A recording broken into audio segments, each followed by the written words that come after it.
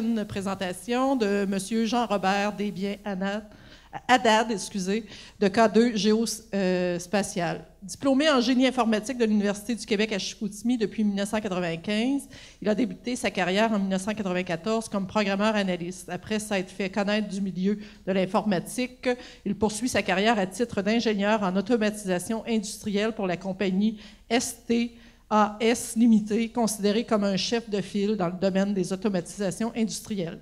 Par la suite, Jean-Robert Haddad se joint à la division minière de Montréal où il occupera un poste d'ingénieur logiciel et responsable DTI.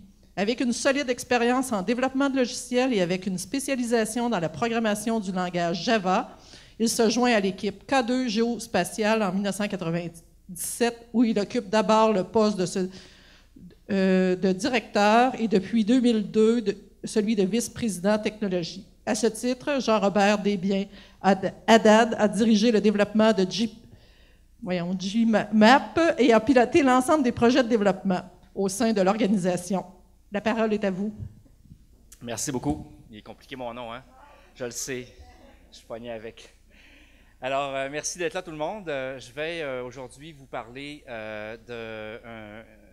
d'une composante de notre technologie qui s'appelle GMAP Web. On est sur le point de sortir une nouvelle version dans quelques jours. Alors, c'est ce que je vais vous présenter aujourd'hui dans la première partie. Dans la deuxième partie de ma présentation, j'aimerais vous parler de programmation. On va regarder des API de programmation ensemble. Sérieusement, on ne va pas faire de programmation aujourd'hui, mais je vais vous montrer les possibilités avec les différents API qui sont à la disposition des programmeurs aujourd'hui avec GMAP. Alors, c'est une présentation qui est relativement technique. D'abord, une mise en contexte. Pour ceux qui ne connaissent pas GMAP, c'est une technologie, une plateforme qu'on a développée chez K2 Géospatial depuis plusieurs années, qui permet de facilement connecter, consolider et publier de l'information spatiale au moyen d'applications faciles à utiliser. On a des outils pour connecter des bases de données, des fichiers, des services web, des données 3D, des objets connectés, à peu près n'importe quoi peut se connecter et être publié au travers de cartes avec GMAP. On a trois types d'interfaces utilisateurs qu'on livre avec notre technologie. La première, c'est GMAP Pro. C'est une application desktop, un GIS avec beaucoup de fonctionnalités à l'intérieur. C'est l'application la plus utilisée à ce jour de GMAP. Il y a eu beaucoup de développement qui a été fait sur ces plateformes-là et d'extensions ou de plugins spécialisés qui sont encore en production aujourd'hui dans de nombreuses organisations. On a aussi GMAP Mobile que vous pouvez voir au centre, qui est notre outil de collecte de données sur le terrain pour la réalisation d'inventaire et d'inspection mobile. Donc, travail en mode déconnecté, sans connexion réseau, prise de photos, GPS, GPS Bluetooth, etc. Et finalement, on a GMAP Web, à droite sur la slide. C'est l'interface de diffusion cartographique pour le web de GMAP qui a connu beaucoup d'évolutions au cours des dernières années. Et c'est de ça précisément dont je vais vous parler aujourd'hui. Donc, je vais mettre l'emphase sur cette partie-là. Alors, on va, comme je vous disais, sortir une nouvelle version de GMAP Web dans les prochains jours, à la fin de la semaine prochaine pour être précis. Qui est une évolution, une amélioration de notre version actuelle. GMAP Web a été en circulation déjà depuis quelques années, connu des belles évolutions, et là, on l'amène à un autre niveau avec la nouvelle version que je vais vous présenter aujourd'hui. Alors, en gros, en fait, le nouveau GMAP Web est plus performant que l'ancien. On utilise des librairies plus modernes, plus à jour pour faire fonctionner le tout. On a une interface graphique qu'on a beaucoup améliorée, qui est plus fonctionnelle, qui est plus belle aussi. Et puis aussi, très important, on a inclus dans ça un design adaptatif, responsive design. Ça veut dire que GMAP Web, maintenant, fonctionne aussi bien sur les tablettes, sur les smartphones, que sur les ordinateurs. Alors, je vais vous faire une démonstration de ça.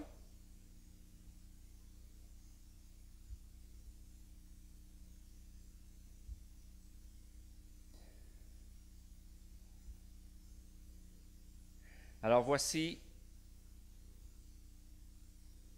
dans une seconde, le nouveau GMAP Web. Je suis connecté par mon lien cellulaire. Pour une raison technique, je ne pouvais pas utiliser le Wi-Fi ici, donc J'ai fait des tests tantôt, ça passe bien. Alors, voici donc la nouvelle interface de Gmap Web. C'est quelque chose de très fluide, de très rapide. Vous avez d'abord des outils de navigation qui sont ici.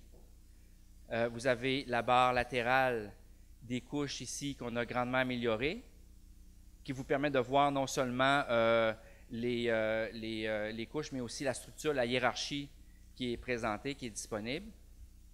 On a un filtre ici qui nous permet facilement de localiser les couches qu'on cherche. On a mis tout en bas ici la possibilité de changer rapidement de carte de base.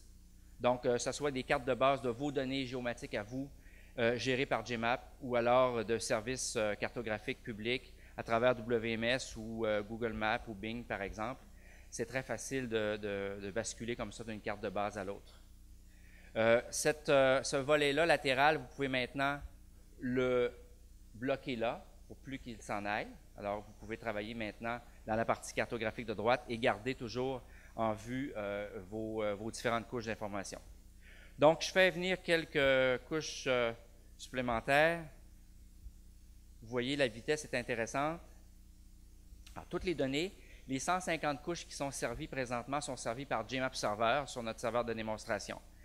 On a aussi ajouté à ça des nouvelles possibilités d'affichage thématique, notamment les cartes de densité. Ici, on a un bel exemple de ça. Et aussi les clusters, donc les agrégations d'objets, comme ceci. Alors, tout ça est rendu et fabriqué à la volée, complètement en temps réel par notre serveur. Vous avez aussi des outils de sélection. Si je m'en vais dans un secteur différent, dans le coin de la ville de Hudson, on a ici une matrice graphique. On peut avoir de l'information facilement comme ça en touchant l'objet. Ça, c'est l'information sur le lot que j'ai touché.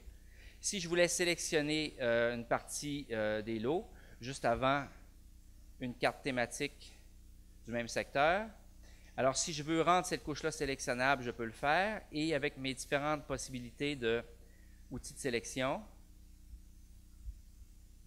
je peux sélectionner les objets comme ceci. On offre aussi une vue tabulaire qui nous permet de naviguer directement à partir des rangées, d'exporter tout ça vers Excel ou d'exporter ça à l'intérieur de rapports préconfigurés. On a aussi des outils de mesure de toutes sortes, surfaciques, linéaires et circulaires. On a aussi des outils de rapports. Alors, à l'intérieur de Gmap, on peut définir des rapports qui sont livrés standard dans Gmap ou alors créer nos propres rapports et les appeler depuis la carte. Ça donne ceci. Donc, c'est un rapport extrêmement simple ici qui nous montre l'ensemble des attributs du lot en question. On a la possibilité aussi d'intégrer des outils de Google. Par exemple, on a intégré directement Street View dans l'outil. On peut le désactiver si on veut, mais c'est intéressant. Si je clique ici, j'ai une vue Street View directement intégrée à l'application de l'endroit en question. Et si je navigue, ben c'est bidirectionnel. Et si je veux sortir cette fenêtre-là pour l'avoir un peu plus grande, je peux très bien le faire aussi, comme ceci, facilement.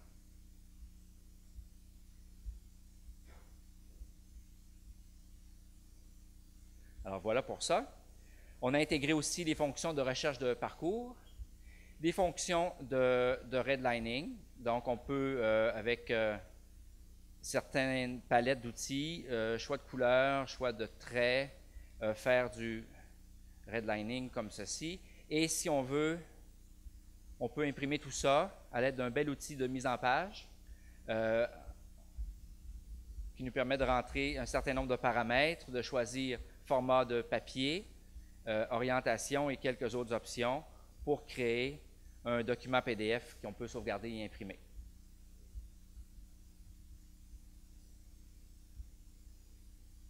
En plus de ça, on a aussi, si je reviens dans le secteur plus proche du centre-ville, quelques autres exemples en vrac. J'ai ici nos fameuses webcams qu'on montre toujours en démonstration. Mauvais choix. Donc, possibilité d'inclure du contenu qui provient du web aussi directement sur les cartes. J'allume quelques couches supplémentaires ici.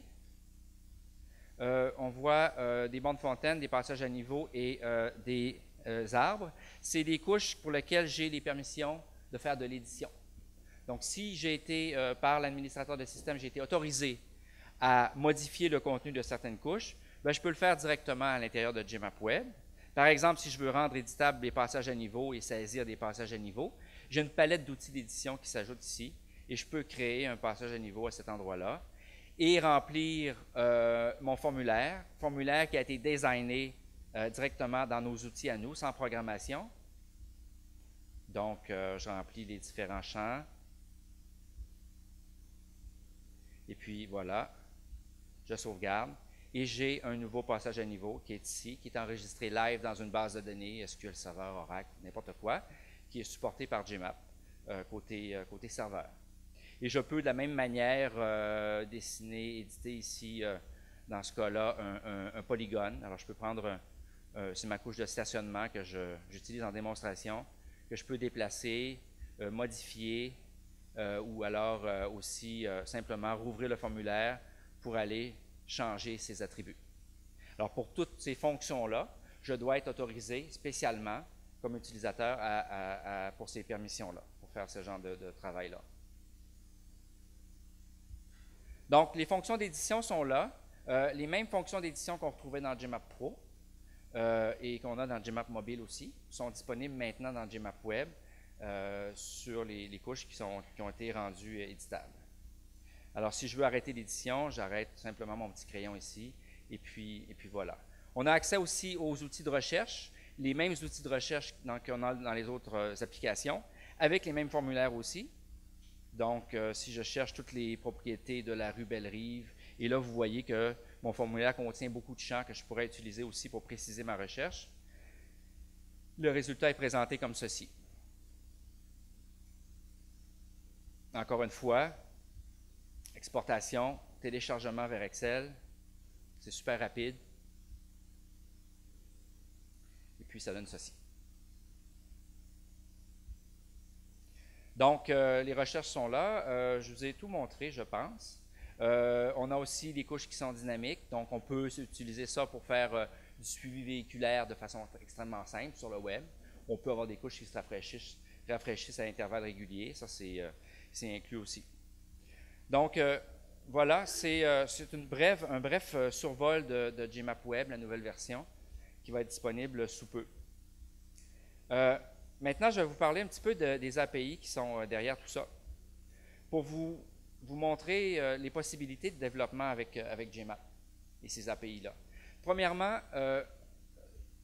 vous avez Gmap Pro qui est à gauche ici, qui possède son API Java pour lequel on peut développer des extensions de Gmap Pro. Il y en a eu beaucoup d'extensions de développer dans le passé avec Gmap Pro. On a Gmap Web, que je viens de vous montrer, qui a sa propre API JavaScript, dont je vais parler un petit peu plus en détail dans un instant, qui nous permet aussi de développer des extensions pour Gmap Web. Alors, vous avez la possibilité, si vous avez des programmeurs web, de développer vos propres modules qui vont être greffés à l'intérieur de Gmap Web, qui vont ajouter des panneaux, ajouter des barres d'outils, ajouter des fonctionnalités qui vont parler à vos systèmes. Et comme vous le voyez aussi, Gmap Web, la nouvelle version, est basée sur le framework open source qui s'appelle OpenLayers 3, qui est très riche en soi et qui contient beaucoup de fonctions dans ses API. On a Gmap Server, qui contient aussi une API Java, pour les programmeurs Java, qui permet de développer des extensions côté serveur de Gmap. Et nouveauté, on a une API REST aussi dans notre serveur Gmap, dont je vais parler un petit peu plus en détail s'il me reste du temps tout à l'heure. Et pour finir, on va parler aussi d'un nouveau produit qui s'appelle RLS, Route Logistics Service, qui est un service dans le cloud qu'on a mis en place qui permet de faire du géocodage d'adresse, du géocodage en batch, du calcul d'itinéraire de façon optimale. Alors, je reprends quelques-uns de ces thèmes-là. L'API JavaScript de Gmap, donc ça permet le développement d'extensions web, ça permet aussi de faire des personnalisations à l'interface de Gmap Web, et ça permet aussi de faire des intégrations de Gmap Web dans d'autres produits. On a designé Gmap Web avec ces API pour qu'ils soient facilement intégrables dans des applications web ou dans des applications non web, desktop traditionnelles, et qu'on puisse, avec les API, commander, donner des instructions à la carte pour faire afficher telle chose, pour localiser tel objet, etc.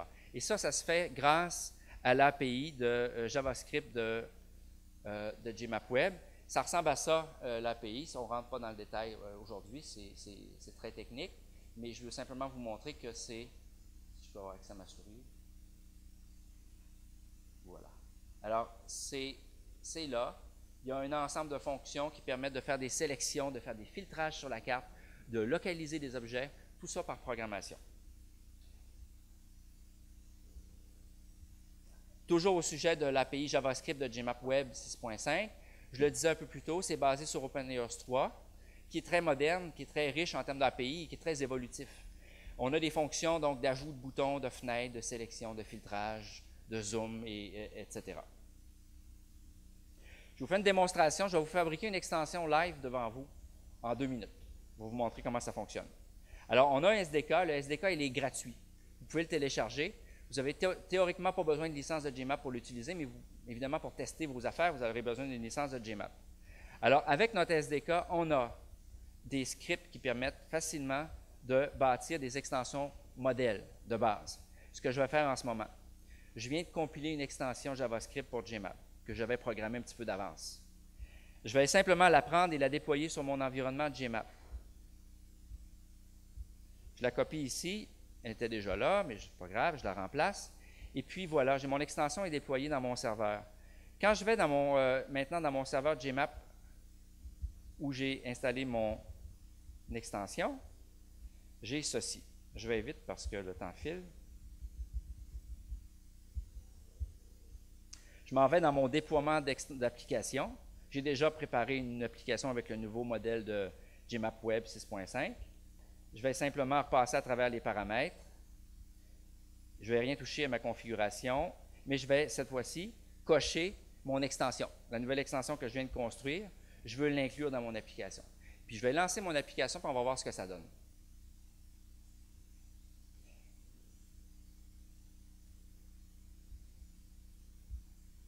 Alors voilà mon application Gmap Web.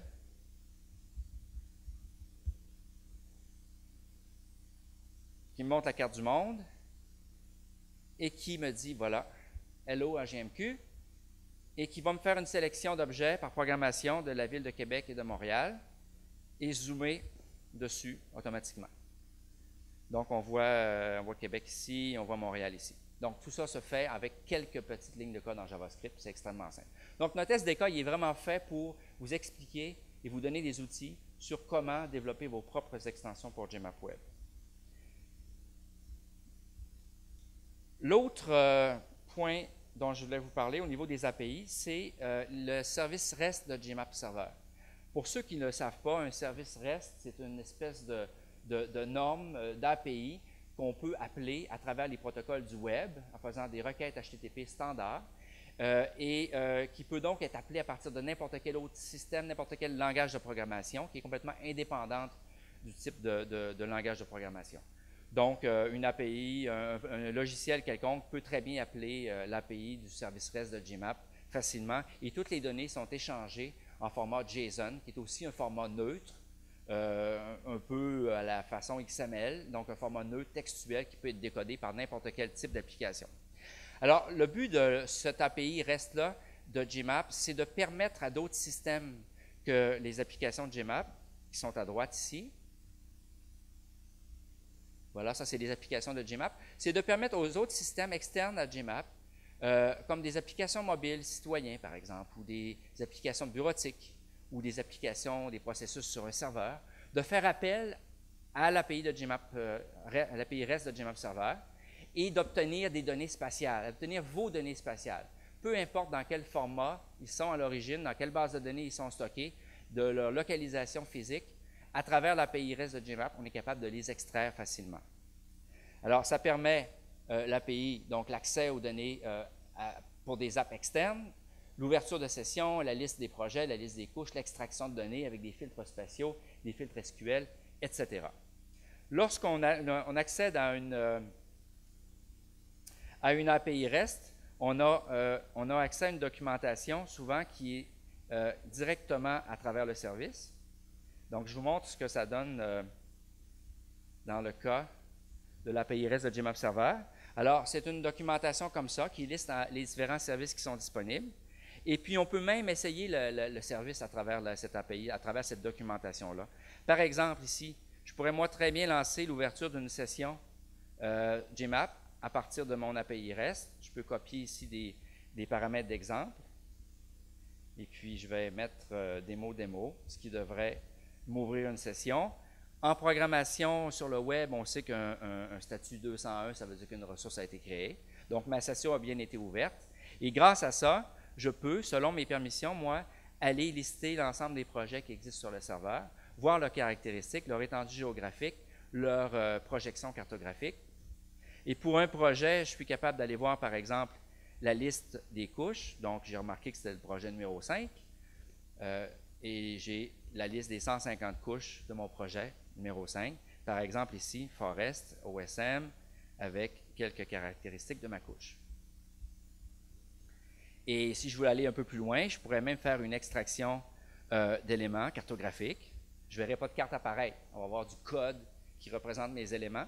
Alors, je pourrais ici mettre des filtres spatiaux, des filtres SQL. Je vais y aller simplement, chercher tout le contenu de la couche 186 dans le projet numéro 5. Ce sont mes stationnements que j'éditais tout à l'heure en gris dans Gmap Web. Alors voilà, j'ai ici une représentation textuelle de mes polygones en WKT, ou en non text. C'est une norme qui me représente tous mes polygones de ma couche en question. Donc, c'est intéressant. Ça permet de faire des liens entre des applications qui n'étaient pas possibles avant. Et ce n'est pas nécessairement pour aller chercher une carte par WMS ou quelque chose de complexe en WFS avec du GML, mais c'est vraiment fait pour du développement web, facilement réalisable et rapidement réalisable avec les technologies du web. Donc ça, c'est l'API REST de Gmap. Dernier point à ma présentation, le service RLS, Route Logistics Service. Donc, c'est un service qu'on a mis en place pour nos utilisateurs, pour nos clients, qui va être disponible dans quelques semaines sous forme d'abonnement annuel. Le service va permettre de faire, par exemple, de la recherche d'adresse en lot, de la recherche d'adresse inversée et du calcul d'itinéraire avec des points intermédiaires. Donc, j'ai 8 équipes, j'ai 150 places à visiter, je veux les visiter en ordre optimal. Donc, c'est le genre de calcul que le système permet de faire. Alors, je vous montre aussi à quoi ça ressemble. C'est un API REST aussi. Je ne vous montrerai pas de carte. C'est vraiment fait pour les programmeurs. Alors, c'est ceci. Pour être capable de l'utiliser, ça vous prend une clé client qui va vous permettre de générer un token. Moi, j'en ai déjà préparé un ici. Donc, je vous montre un petit exemple rapide. Je rentre ma clé client qui est secrète. Et puis, je vais chercher ici mon token qui est bon pour un certain temps. Et ce token-là va me permettre après ça de ne plus passer ma clé client et de pouvoir faire soit mon géocodage en batch. Alors, vous voyez qu'on peut passer des adresses, obtenir les coordonnées dans des projections qui peuvent être aussi spécifiées en paramètres. Je vais faire comme exemple ici justement ça. Je vais copier ici mon token et j'ai préparé ici une série de 10 adresses qui sont bien formatées, que je peux copier-coller ici. Et puis voilà, je lance ça. Et voilà, j'ai mes 10 adresses qui ont été géocodées. Donc, j'ai les coordonnées longitude, latitude. Je n'ai pas spécifié de coordonnées de sortie. Donc, par défaut, c'est du EPSG 4326, mais je pourrais les avoir en MTM Zone 8 ou dans n'importe quel système si je voulais. Alors, c'est vraiment un service qu'on met en place. Ce n'est pas un produit directement dans Gmap, c'est un API, un service qui va servir dans le futur à développer des produits et des projets, des choses intéressantes. Ce n'est pas toutes les organisations qui ont des bases de données d'adresses, des réseaux routiers qui permettent de faire ce calcul-là. Alors, on pensait que c'était pratique, ça pourrait être pratique d'avoir ce service-là disponible. Voilà. Alors, pour terminer, je vous dirais que le nouveau Gmap Web que je vous ai montré va être disponible à partir de 16 mai, c'est dans quelques jours, est compatible avec la version 6.5F de Gmap. Donc, on va sortir une mise à jour de Gmap qui va être compatible avec ça. Vous allez devoir mettre à jour votre Gmap 6.5 pour pouvoir l'utiliser. En terminant, je vous dirais que je n'ai pas parlé de l'entreprise du tout. Une slide, 4 points. K2 Géospatial, pour ceux qui ne nous connaissent pas, on est une compagnie 100% québécoise, fondée en 1995 à Québec, à Saint-Nicolas, dans un sous-sol, maintenant à Montréal.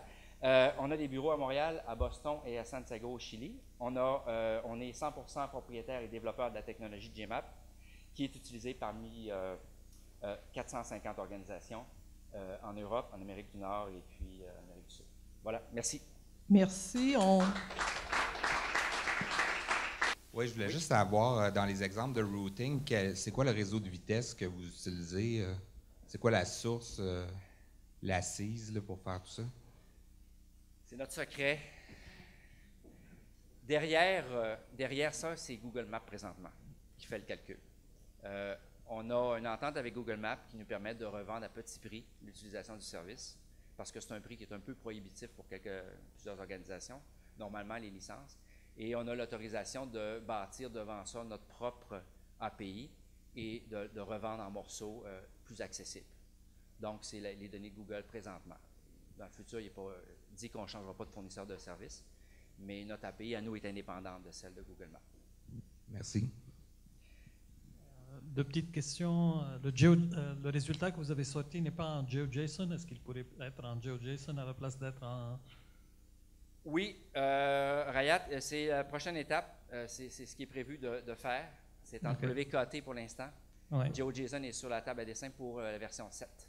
Okay. Qui est prévu pour cet automne. OK. Une dernière question par rapport au GeoJSON aussi. Si j'ai une couche en GeoJSON, est-ce que je peux l'afficher directement sur votre...